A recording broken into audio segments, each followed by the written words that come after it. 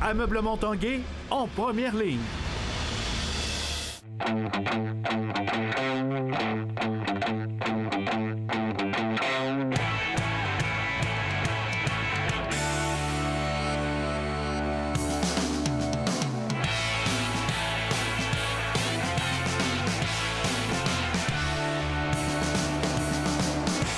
Bon début de semaine, bon lundi, bienvenue à l'Esprit sportif. Au menu de l'émission aujourd'hui, un peu plus tard, on parle de la 20e saison des Capitales de Québec et on vous présente les faits saillants sportifs du week-end. Mais d'abord, parlons d'une clinique de hockey bien spéciale à l'initiative du transporteur aérien Air Liaison. Eh bien, Simon Gagné, l'ancien joueur de la Ligue nationale de hockey et champion de la Coupe Stanley, et également Johnny Murray, juge de ligne dans la Ligue nationale de hockey, se sont rendus du côté du village de la Romaine pour prodiguer des conseils à une cinquantaine de jeunes hockeyeurs de la communauté Innu d'Ulamen-Chipou. Et l'esprit sportif était du voyage.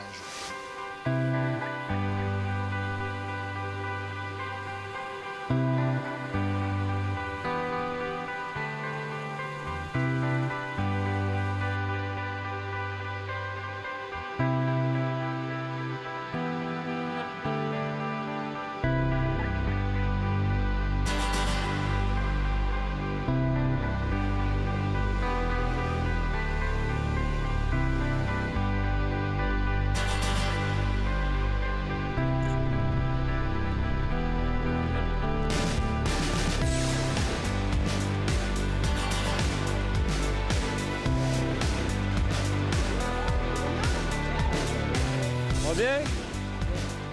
Simon Gagné, c'est sûrement une première pour toi que de participer à une clinique de hockey dans le nord du Québec comme ça? Oui, c'est une première. C'est une belle expérience, sérieusement. Je savais pas vraiment à quoi m'attendre. C'est des jeunes qui sont vraiment passionnés du hockey, sont contents de nous voir. Puis c'est sûr, c'est pas chaud sur la glace, mais on a du plaisir avec eux autres. Puis je pense qu'ils ont une belle expérience, autant nous autres, les entraîneurs ou les anciens joueurs comme moi qui sont ici. C'est une belle expérience. Très content d'être ici avec vous autres aujourd'hui.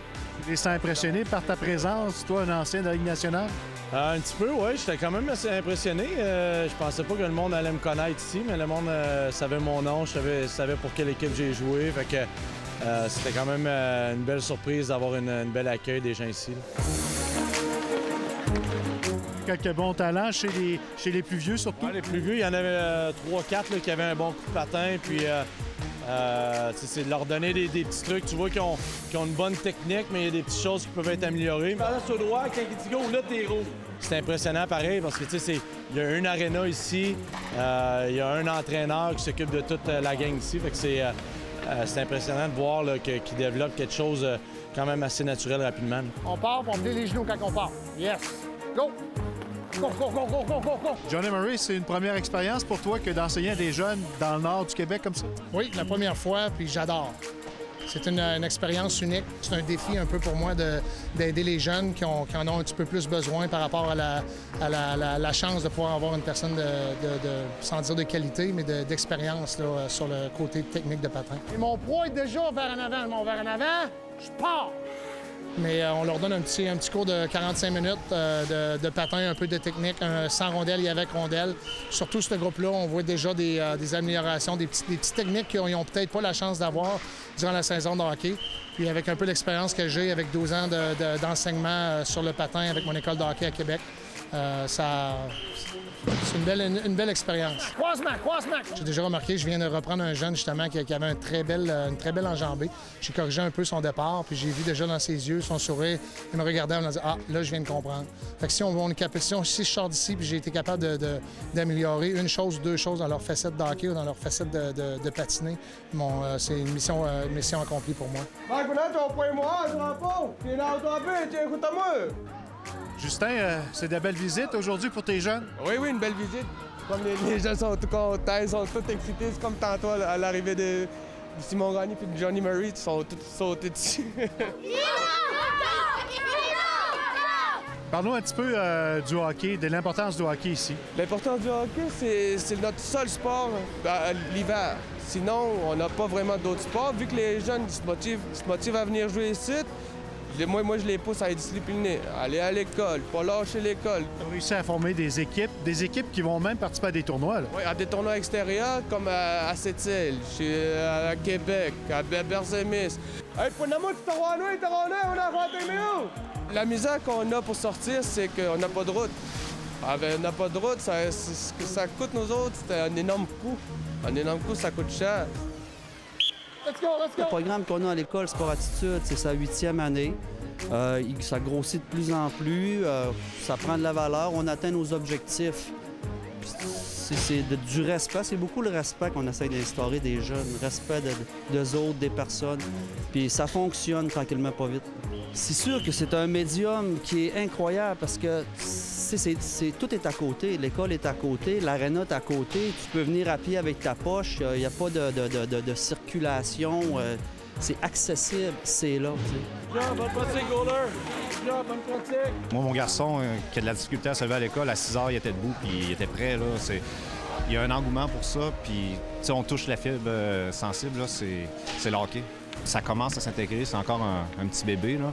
Mais si on pouvait le faire grossir, je pense que ce soit le hockey, le volleyball, ou d'intégrer le sport, que les jeunes qui puissent pratiquer à tous les jours, je pense que c'est une bonne source de motivation. Pourquoi que c'est important de plier les genoux et de les garder pliés? Vous avez fait l'initiative d'organiser ça aujourd'hui. Pourquoi? Bien, c'est pour faire plaisir à la communauté, donner un moment de bonheur aux jeunes qui, particulièrement ici à La Romaine, apprécient beaucoup le sport du hockey. Pensez comment vous êtes chanceux d'être capable de patiner, avoir des patins, un équipement à venir patiner. C'est important de voir ça ici aujourd'hui. Ça motive les jeunes à continuer à jouer au hockey que de voir Simon Gagné et Johnny Murray. Ça donne motivation énormément, ça. Pour les jeunes, les autres, c'est leur souvenir, ils vont marquer ça dans la tête, dans leur vie, comme quoi. Quelqu'un ici qui est fier, qui joue au hockey, il vient ici, et les autres, ils vont marquer ça dans leur vie.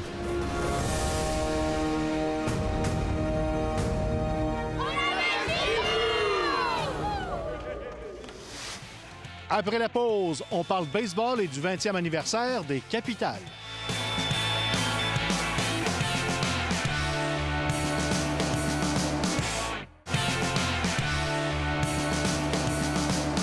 Parlons maintenant baseball. En 2018 sera la 20e saison des Capitales à Québec. Plusieurs événements souligneront cet anniversaire. Stéphane Turcot a rencontré le président de l'équipe, Michel Laplante. Au pied du Château Frontenac, le stade de Canac est encore enrobé par la rigueur de l'hiver à Québec, alors que se pointe à l'horizon une saison historique des Capitales. C'est le fun quand même de regarder en arrière puis de penser qu'on est déjà à notre 20e année. Michel Laplante, le président de l'équipe qui était là en 1999 comme joueur, promet que l'on soulignera les 20 ans des Capitales. Il va y avoir possiblement équipe d'étoiles, choses comme ça, comme on retrouve souvent. On veut aussi aller chercher les faits marquants de ce 20 ans-là. Parmi les faits marquants, il y a bien sûr la présence d'Éric Gagné lors de la saison 2009, qui est un incontournable et qui fera sans doute l'objet d'une soirée spéciale. Et il va y avoir des soirées comme ça, puis peut-être même aussi, étant donné que c'est le 80e du stade, mais on veut toujours aussi faire un clin d'œil aux équipes qui ont été ici. Donc un retour évidemment sur l'histoire du baseball. Comme la présence de la filiale AA des Expos dans les années 70, les carnavals et les métros qui en témoignent avec ces images. Des équipes qui ont toutefois eu de très courtes périodes d'existence, ce qui rajoute d'ailleurs aux célébrations des 20 ans des Capitales. Quand on est arrivé au départ là, en octobre 98, septembre 98 pour la saison 99, bien, les gens un peu plus expérimentés ici à Québec autour du baseball nous donnaient 4-5 ans à vivre. On est fiers d'avoir, surtout là, dans les dernières années, trouvé notre niche dans tout ça. Puis on dirait que les Capitales s'est rendu un peu un incontournable. Un sentiment que l'on aimerait transporter à Montréal. D'ailleurs, la Ligue Can-Am tiendra une réunion avec ses dirigeants lundi et mardi prochain. Stéphane Turcot, TVA Sport, à Québec.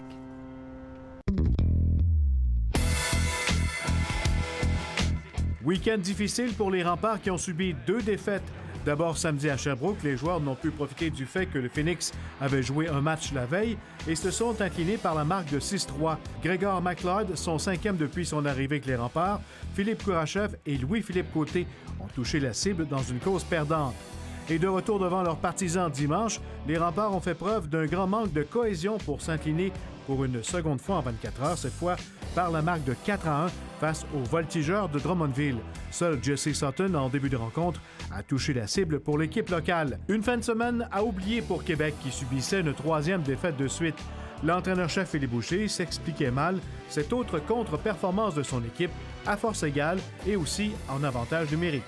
Tu sais, j'ai bien beau être positif. Je lui ai dit souvent qu'ils sont beaux, ils sont bons, puis ils sont fins. Là. Mais à un moment donné, il fallait qu'ils soient beaux, puis bons, puis fins. Ils sont fins, là, mais j'aimerais mieux qu'ils se fassent 2 passes à la palette de suite de temps en temps aussi. Ski de fond en 2 semaines de sa première épreuve des Jeux olympiques, Alex Harvey a révélé ses ambitions en terminant 2e de la course au départ groupé de 15 km style libre dimanche en Autriche. D'ici au départ de l'équipe canadienne vers Pyeongchang, jeudi, Harvey s'offrira du repos et un entraînement diminué à Seafeld. Et sa première épreuve au jeu est prévue le 11 février avec un skiathlon de 30 km. Il me manquait un peu de jambes pour aller chercher la victoire, mais c'est sûr que ça manque confiance en sachant que même avec de la fatigue dans les jambes, là, je peux aller chercher un podium comme ça. C'est sûr qu'à moins de 2 semaines des Jeux, là, c'est super pour moi et pour toute l'équipe. Là. Tout fonctionne très bien, l'équipement, la stratégie. Donc, non, tout le monde est bien content. Et toujours en ski de fond, la fondeuse du Rouge et Or, Anne-Marie Comeau, a obtenu finalement son laissez-passer pour les Jeux olympiques. Ski de fond Canada a confirmé le tout aujourd'hui à l'occasion de l'annonce de l'équipe qui défendra les couleurs du pays en Corée du Sud. Anne-Marie devient la 2e membre active du programme Rouge et Or à prendre part aux Jeux olympiques après la perchiste Mélanie Blouin en 2012. Lui aussi, membre de l'équipe olympique canadienne, le skieur québécois Alex Beaulieu-Marchand a terminé 5e lors de l'épreuve de slopestyle des X-Games d'Aspen au Colorado. Cette compétition était la dernière pour l'athlète québécois qui sera de retour chez lui afin de peaufiner sa préparation physique avant de s'envoler pour Pyeongchang. Au golf, premier tournoi de la saison pour la Québécoise Anne-Catherine Tanguay dans la LPGA. À Paradise Island, aux Bahamas, celle qui a raté le coup près après 2 manches n'était aucunement déçue par son 101e rang et sa fiche cumulative de plus 12. Anne-Catherine passera maintenant les 10 prochains jours en Floride avant de participer à l'Omnium d'Australie à la mi-février. Voilà qui complète l'esprit sportif pour aujourd'hui. On espère que ça vous a plu. Soyez au rendez-vous demain. Bye-bye.